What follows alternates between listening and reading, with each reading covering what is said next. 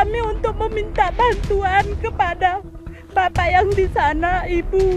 Kami mohon ini untuk kedepannya lebih baik lagi kami.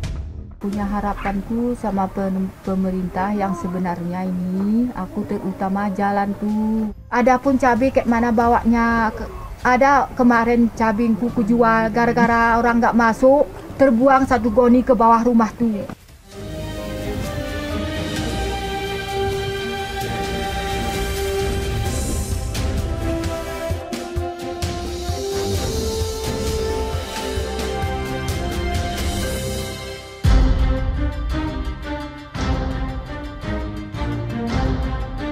Indonesiaku kali ini menyambangi Aceh Tengah, penghasil kopi organik jenis Arabica terbaik di dunia. Sayangnya, ketimpangan pembangunan membuat Desa Umang, Kecamatan Linge masih jauh dari kata makmur. Menurut Indeks Desa Membangun, Desa Umang berstatus desa terpencil dengan penghasilan warga sekitar Rp400.000 hingga Rp500.000 per bulan. Kami memulai perjalanan dari Desa Uning, Simpang Glampang dengan kecamatan yang sama.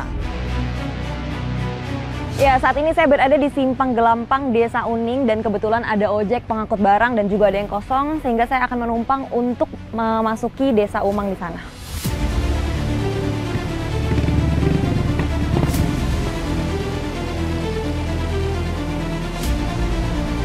Posisi desa yang terletak di pegunungan membuat perjalanan harus menempuh medan, tanjakan, dan turunan. Jarak sekitar 10 km, 3 km sudah beraspal, namun 7 km masih berupa jalan pengerasan. Ya, ini saya mulai memasuki akses jalan yang berbatu dan juga ini meskipun kondisinya sedang tidak hujan pun licin. Jadi tidak bisa dibayangkan ketika hujan deras, jalan akan semakin licin dan tentunya juga menyulitkan warga yang melintas. Kondisi jalan yang rusak dan tanpa penerangan membuat sulit warga saat kondisi darurat, di mana warga harus keluar masuk desa pada malam hari. Entah sudah berapa kali warga meminta perbaikan jalan, tapi hingga kini tak kunjung ada jawaban.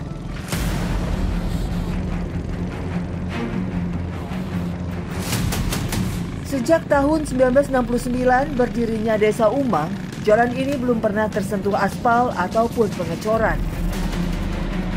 Setelah kurang lebih 7 km, kami harus melewati jembatan Cemungket yang menjadi penghubung Dusun Pantan Cemungket dengan Dusun Umeng Bawah.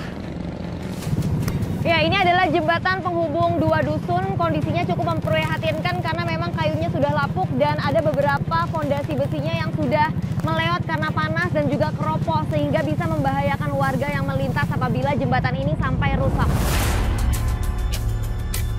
Hingga saat ini belum tersentuh renovasi. Padahal jembatan ini menjadi akses satu-satunya warga keluar dan masuk desa.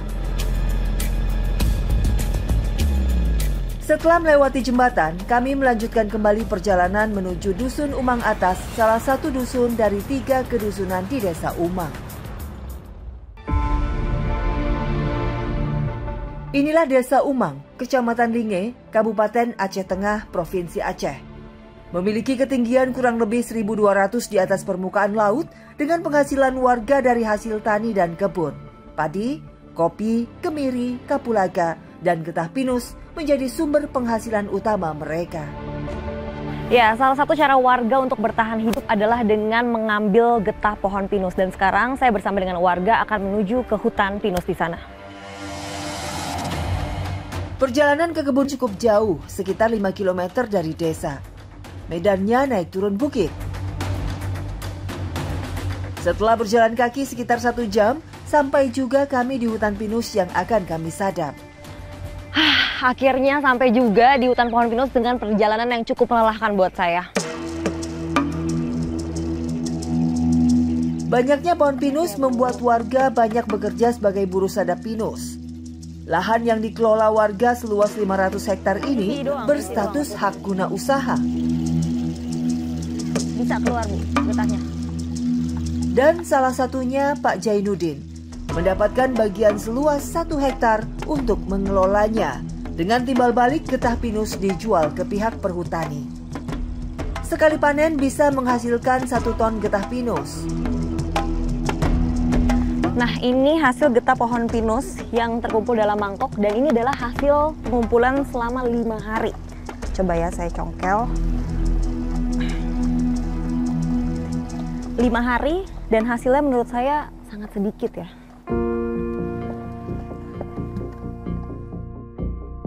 Pohon pinus bisa disadap setelah 10 tahun ditanam dan usia produktifnya hingga mencapai 64 tahun. Proses penyadapan pohon pinus dilakukan 5-10 hari sekali. Nah, ini sebelum melangku atau menyayat getah pohon pinus ini, saya harus memakai solar supaya apa? Fungsinya supaya tangan saya tidak terlalu lengket. Karena menurut ibu-ibu di sini, kalau sampai getahnya menempel ya Bu ya, dan lengket sekali itu bisa menyebabkan tangan jadi berdarah. Penyadapan dilakukan dengan cara melukai batang pohon sampai ke bagian kayu. Alat bantu yang digunakan berupa kapak, biasanya warga menyebut kedukul. Nah, ini saya sedang mencoba proses deres atau penyayatan si getah pohon pinus ini agar bisa diambil dan ternyata tidak semudah yang saya bayangkan.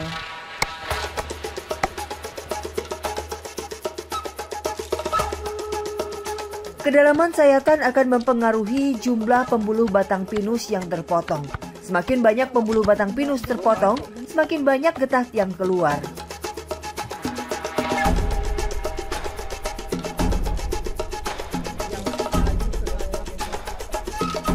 Nah, ini setelah disayat, saya akan semprotkan obat khusus untuk getah pohon pinus yang fungsinya adalah untuk mempercepat getah pohon pinus ini keluar.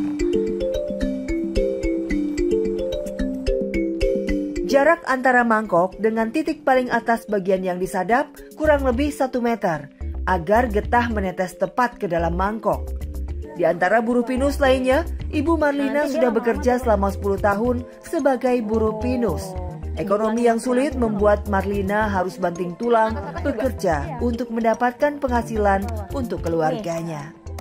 Bu, boleh cerita Bu, gimana Ibu bisa jadi buruh ini Bu saat bisa ini? Jadi buruh ini kami karena pertamanya kami memang sedih kan. Kami memang dialami susah di rumah. Terus tiba-tiba datanglah si petani nih, abang nih ke rumah untuk menawarkan pekerjaan. Sedangkan kami kan butuh uang itu kami minta sama toke nggak dikasih, sama petani juga kami minta uang dia nggak kasih juga. Tapi kata si petani, bolehlah saya kasihkan uang, tapi kamu kerjanya sama saya dari pagi sampai sore, tapi upahnya cuman kecil. Jadi kami pikirlah kalau memang upahnya pun kecil, kalau memang pun kami kecil gajinya, kami yang penting bisa makan, bisa bertahan hidup. Memang kalau bertahannya nggak lama, yang penting hari inilah kami bisa makan. Ibu punya harapan apa Bu supaya kedepannya Ibu bisa hidup lebih baik lagi tentunya? Kami punya harapan pertama harga getahnya lebih bagus lah. Dan yang kedua kami ingin jalannya diperbaiki karena kami kalau memang jalannya nggak bagus kami harus berjalan kaki. Sedangkan lahan si petani ini kadang-kadang jauh lah dari rumah. Ibu juga berharap berarti harga dari si getah pohon pinus ini dinaikkan ya Bu? Iya, supaya gaji kami juga bisa naik dikasih petani. Tapi kalau harganya nggak naik, nggak mungkin lah si petani menambahkan gaji buruhnya.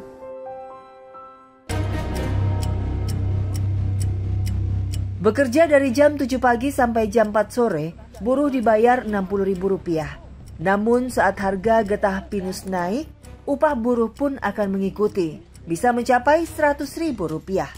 Sayangnya, upah itu tak selalu didapat. Saat tak ada panggilan kerja, mereka terlunta-lunta menunggu sampai mendapatkan pekerjaan kembali. Nah, setelah ini saya akan membawa hasil getah pohon pinus ini untuk dijual ke pengepul, jaraknya kurang lebih 3 km.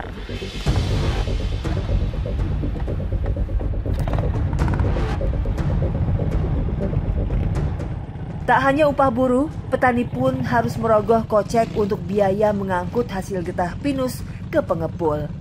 Ojek motor menjadi andalan mereka. Ya, jujur ini saya takut banget ya, karena harus naik motor dengan kontur jalan yang berbatu dan juga menurun.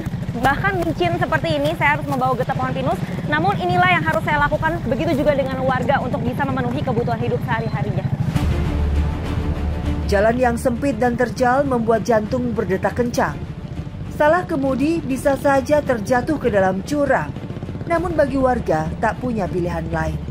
Akses ini merupakan satu-satunya jalan keluar dan masuk ke hutan pinus. Ya, kontur jalan terus menurun dan apalagi bisa dilihat di sebelah kanan saya ini adalah jalanan yang terjal. Karena kalau misalkan sampai hujan, saya tidak bisa membayangkan ini pasti akan sangat licin, bahkan ada risiko untuk tergelincir.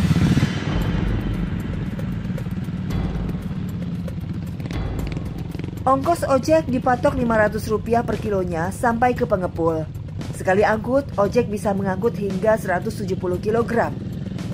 Jalan yang sangat rusak membuat pengojek kerap merugi karena sering terjadi kerusakan pada motornya. Namun mereka tak punya pilihan lain. Karena tak punya lahan garapan, hanya ojek yang bisa menghasilkan uang untuk pemenuhan kebutuhan keluarganya. Nah, ini kali ini saya naik motor baru kali ini dengan kontur jalan yang terus naik.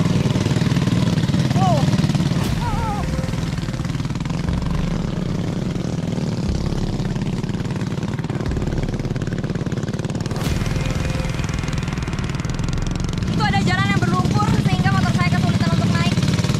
Coba ya, saya coba sekali lagi.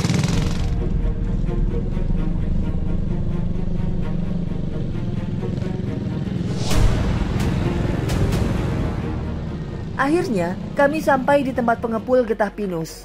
Karet langsung ditimbang untuk mengetahui berapa hasil yang telah dipanen dan upah ojek yang harus dibayarkan. Harga getah pinus saat ini anjlok, hanya Rp4.000 dari yang sebelumnya Rp11.000 per kilo. Harga yang tidak menentu membuat kehidupan para petani getah pinus menjadi sulit. Sungguh, harga yang tak sebanding dengan pengeluaran yang petani tanggung. Ongkos kerja dan ongkos transportasi.